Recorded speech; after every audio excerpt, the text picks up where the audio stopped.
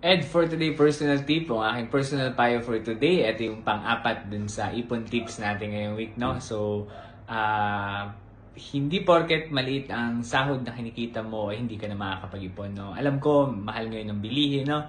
So, kailangan natin mag-adjust dahil nga mahal ang bilihin at yung sahod natin hindi ganun kalakihan, kailangan natin gawan din ng paraan. Kailangan natin maging madiskarte. Kung dati sa groceries ka, bumibili ng ibang food or sa mall, no, kung saan man yan, baka pwedeng try mo sa wet market, sa palengke, no?